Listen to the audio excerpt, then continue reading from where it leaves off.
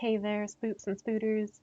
I'm gonna start calling you guys that because I think it's kind of cute and I love spoopy things. I love spooters or spiders, whatever you want to say it. Um, and yeah, I am Elise from Spooky Stitch Knits. This is my channel. Don't even get me started.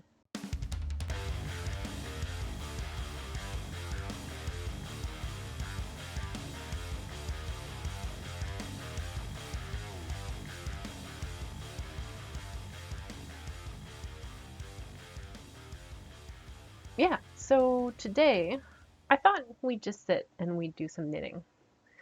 Um, I'm going to work on the Plumetis sweater. Again, I'm just so determined to finish this. I don't know if I ever will, but we're only one sleeve away. So we're definitely going to try. This is what it's going to look like eventually. This beautiful thing.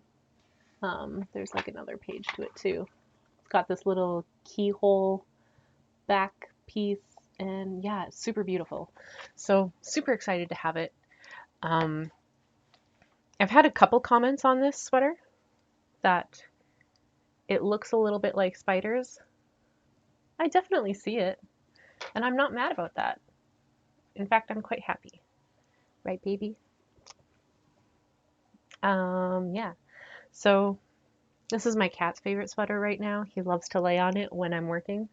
So we're just gonna live with that. But yeah, I figured we could just sit together and chat about a couple things.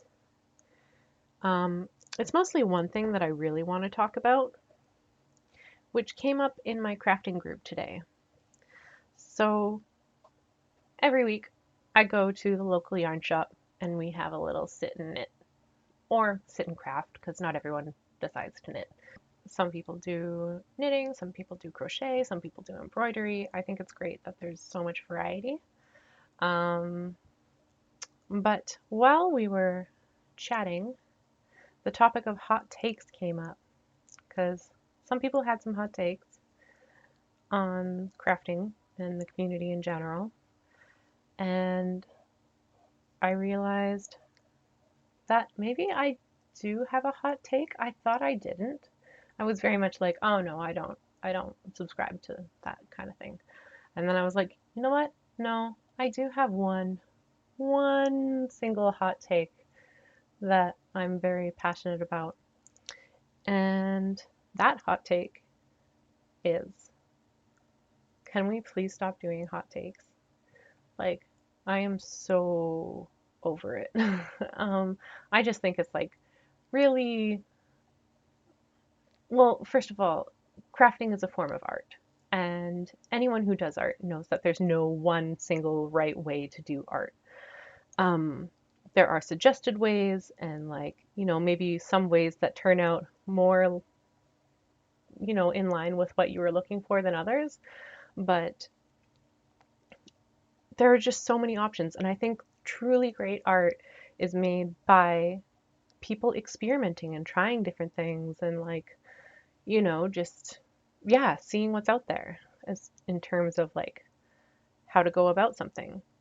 And I just feel like the hot takes, they just make you feel bad. Like they make you feel like you're not doing good enough or well enough or like you're just not enough. And I feel like that's not a nice feeling to inspire in people. I think as a community, we should be bringing people up and like being like celebrating what people are doing and how they're doing it. And like, because there are so many hot takes that I've heard, and I just do not agree with. Like, like I heard that certain types of garments were out of style and no one should be knitting them anymore because we are over it. And I'm like, you know what? I'm definitely going to knit one of those garments because I'm not over it. I am super excited by it. So, um, yeah, I don't know.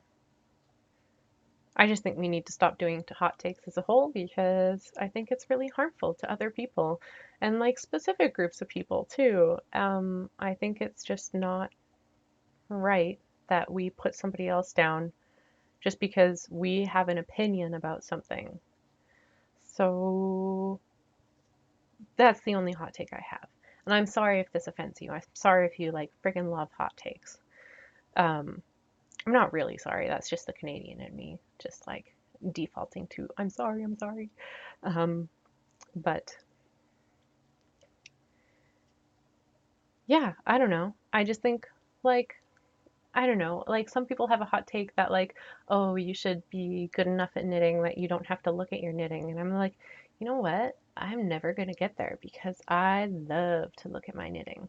I love the whole process of it. I love being slow at it. I love just like taking my time, making sure every knit is in its place.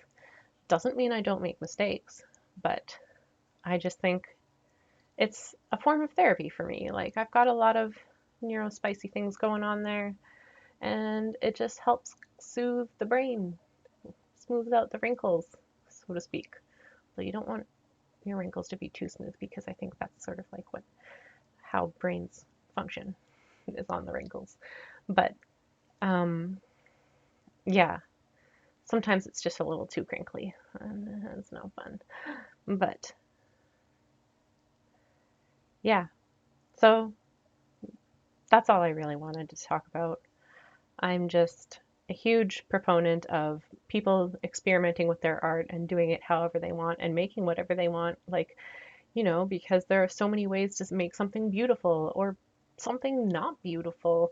I just think that there's so many ways to go about a thing that we shouldn't be limited to just one. Sorry if I'm saying this over and over and over again, but I feel very passionately about it. Uh, yeah, because like some other hot takes I've heard, it's been like, oh, like, the more expensive yarn is not as good as like the budget yarn. And I'm like, that's up to you. That's just your opinion. Um, I think that if you have the money and like something enough to buy like a really nice expensive skein of yarn or a ball of yarn, go for it. If you're trying to be a little bit more mindful about your budget and you think it's just as good as like some of the other yarns that are more expensive, go for it. Um, don't like shit on people because they made a decision about how they want to go about like creating their product because in the end, it's your time, your money, no one else's that goes into whatever you're going to create. Um, and like, I just think it's unfair to set barriers for people when it should just be open. And I don't know. I didn't really think about this a lot before I got into the topic. I just sort of like spewed out a few things to my friends and then I realized like, you know what? I should just make a quick video about this because like, yeah, the hot takes are getting a bit much. For me anyways. I just feel like they put me down and they put other people down and it's not fun when we should be building each other up. Um, yeah, so that's it. That's my hot take. I probably won't talk about it again because I realize the is it irony that I'm like making a hot take about how people need to stop doing hot takes? Or is that just like not coincidence? Definitely not coincidence. It's just, I don't know. It's something. Maybe you can tell me in the comments. Um, but yeah, so other than that, we're just gonna sit. You can watch me very slowly knit. I am sorry I've been knitting mostly off camera, but I am just a very slow knitter and I like to keep my knits low and slow, like my cooking. Uh, I'm just kidding, I don't cook. Not very well, anyways. I'd rather knit all day than cook anything. But yeah, um, I don't know. I just think, hmm,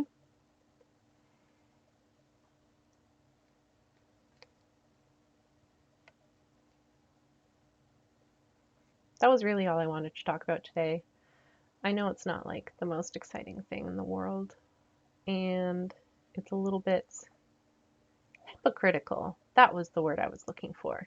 It's hypocritical of me to be talking about how people need to stop doing hot takes because, again, that's just a decision that an individual makes.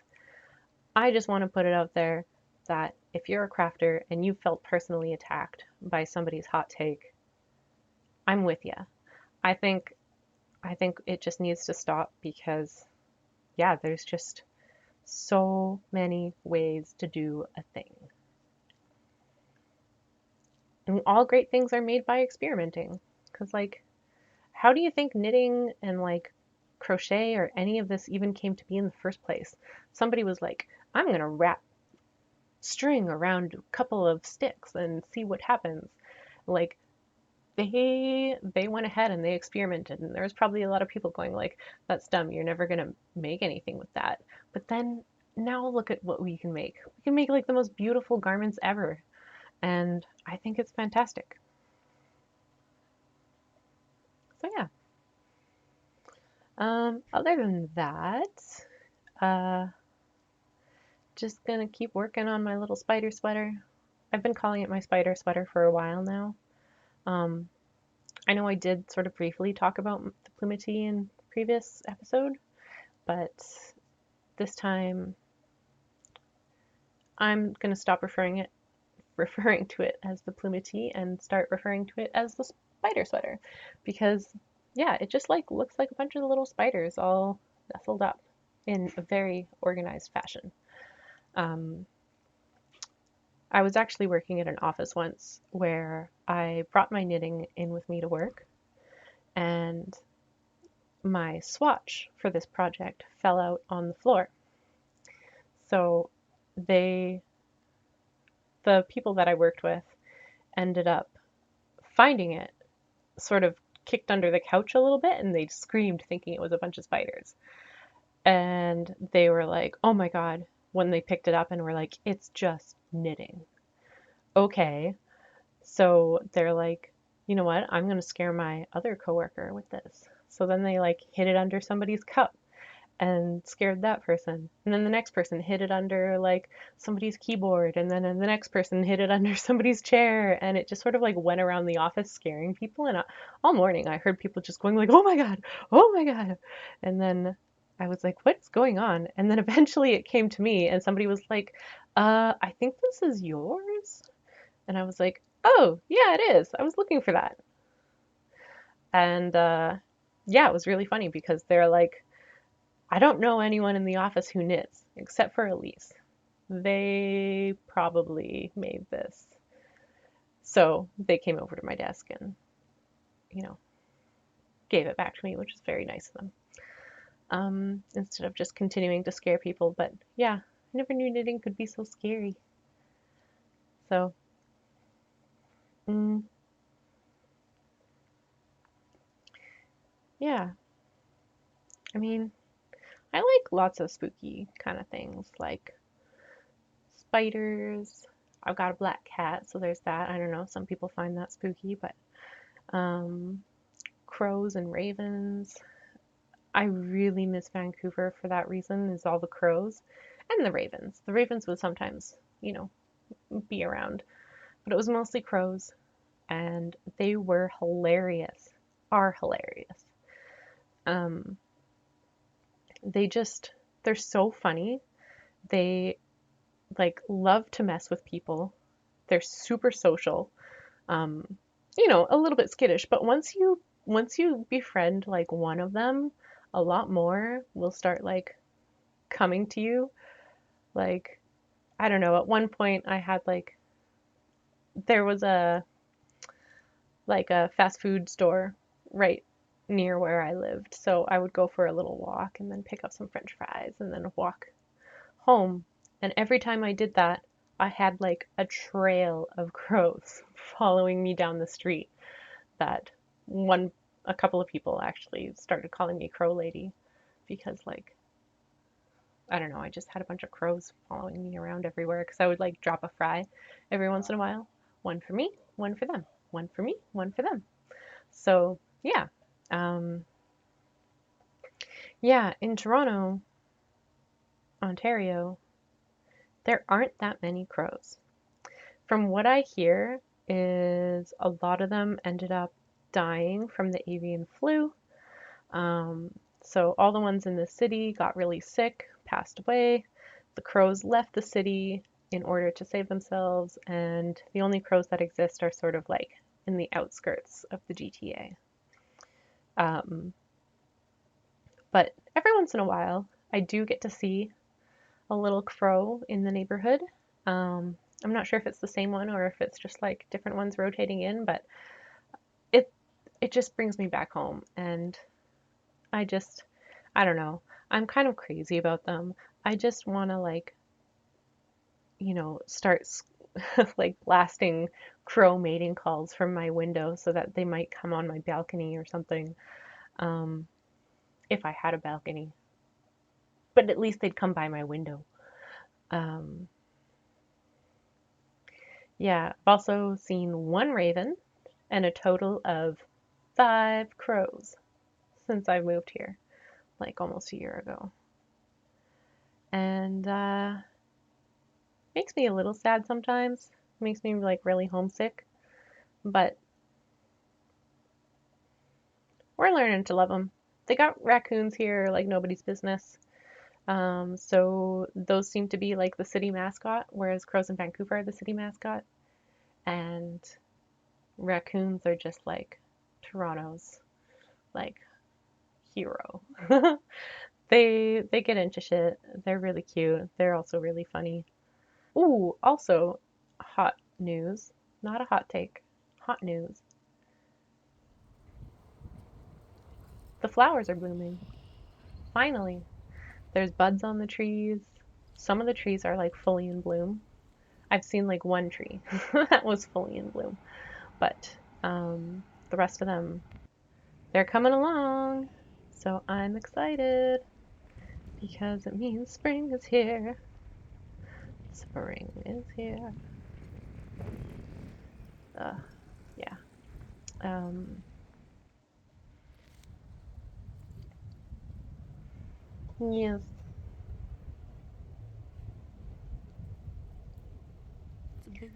Sorry, I've got to concentrate on this row because it's not just like a regular knit row. You've got to do different things.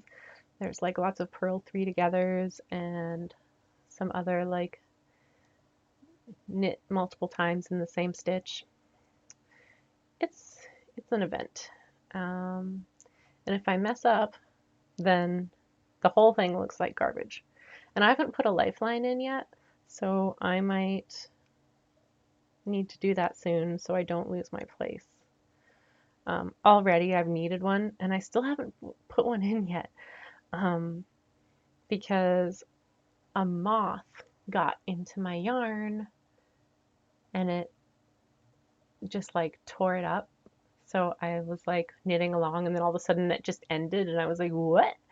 And then I look, and then of course there's like a friggin' moth in my ball of yarn. And so I just like, you know, I squished it, to be honest. I didn't like try and escort it outside or anything. Um, it's from Vancouver, I'm pretty sure. One of my last places was like a really old house, which had a little bit of a moth problem. But yeah, it is what it is. I've got all of my yarn bagged up in like sealed plastic bags now, and yeah, to try and sort of like contain the issue. But you know, I'm still knitting with the yarn that I have, and the moths are still there. I've only had it ruin one project so far, the moths. Um, and it was just like a pair of spooky little ghost socks. Have a big hole in the bottom now because one decided to make like a little cocoon there, and it was a sad day. So I'm gonna patch them up. I actually bought one of those little darning machines where it's just like a little circle and then you sort of put your knitting around it and then you can like make a little loom. It's like a little darning loom. That's what it's called. I wanted to try it out and see how it goes because like I'm really into the idea of visible mending because I think it just looks really cool and like the art of mending clothes people have sort of lost with all this fast fashion nonsense. Um, I say that wearing a bunch of fast fashion myself, but you know, you gotta make do with what you have. I'm trying to make more of my own clothes, but it's a slow process, so you know, you've got to start somewhere. And yeah, eventually I'll be able to have a fully knitted wardrobe. That is my aim. I've got a tank top, t-shirt, sweater, another sweater that might work well with my tank top actually. Um, yeah, I've made like a whole bunch of the like I love Jessie Made. Um, she's got a bunch of like really great designs. I've made her tank tops a couple times, like the ribbed tank top and or the ribbed bralette, which I just changed into a tank top by just like knitting longer. Um, and then there's also the ribbed tee. I also made that one. It's really fun. I accidentally made it in wool, which is not a good idea if you're wanting to wear a t-shirt, which is generally supposed to be like a cooler garment. So yeah, 0 to 10 do not recommend. Well, maybe not 0 out of 10, but yeah, like 4 out of 10. 4 out of 10 do not recommend creating a t-shirt out of wool. I don't know, unless like you tend to like run a little hot or a little cold. I don't know. Like if you run too hot and it's the winter time, maybe you want to like wear something that'll still keep your body warm but like allow your limbs to breathe. I don't know.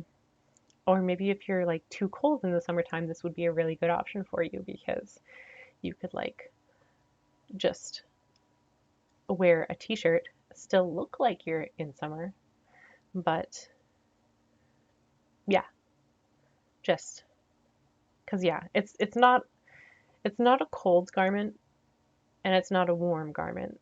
It's very in between. Not neutral though. I don't know. It seems to just like accentuate whatever the weather is outside. So if it's hot, it's really hot. If it's cold, it's freezing.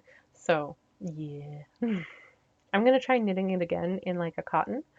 Um, because I really like the pattern.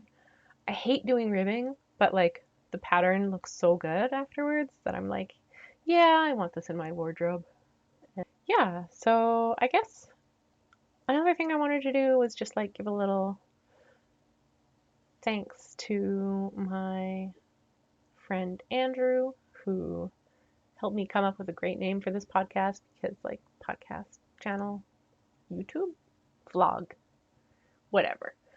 Um, because it was his idea to call it Don't Even Get Me Started because I'm pretty sure every time I walk into that crafting group, I have a new project on the go. Like maybe I'll bring a project that I've worked on before, but I'll always have something new with me as well. Because I just can't stop. I can't stop casting on. I've got castonitis. Um, I just I just get really taken in by that new yarn charm. I just oh, as soon as I have some new yarn or a new project, I'll like go out and buy the yarn or buy a pattern to go with it. And yeah, crafting, while it doesn't have to be expensive, I don't really know many crafters who do not spend all their money on crafting gear or supplies.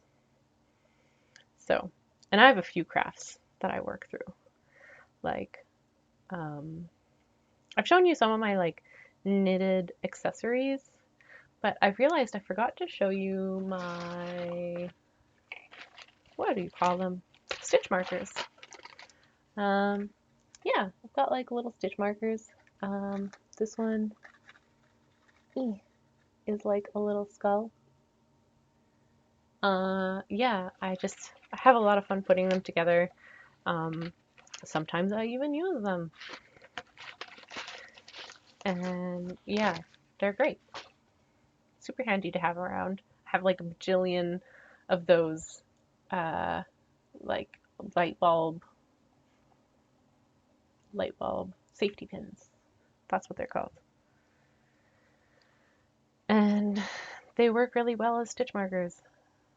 And you can get like thousands of them for pretty cheap at a website that I won't talk about because I'm trying not to shop there as much. Because, I don't know, big corporations, bad practices. I'm trying to buy more like things locally, supporting the local business. Even if they're buying from like the big baddies of the world, I still think I'd rather support like little mom and pop shops than, you know, some other big baddie. Um,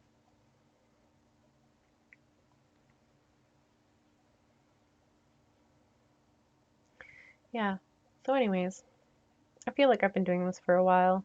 I've actually, to clarify, I've been knitting for about 4 hours today so far, and I'm still going strong. And I've barely gotten anywhere.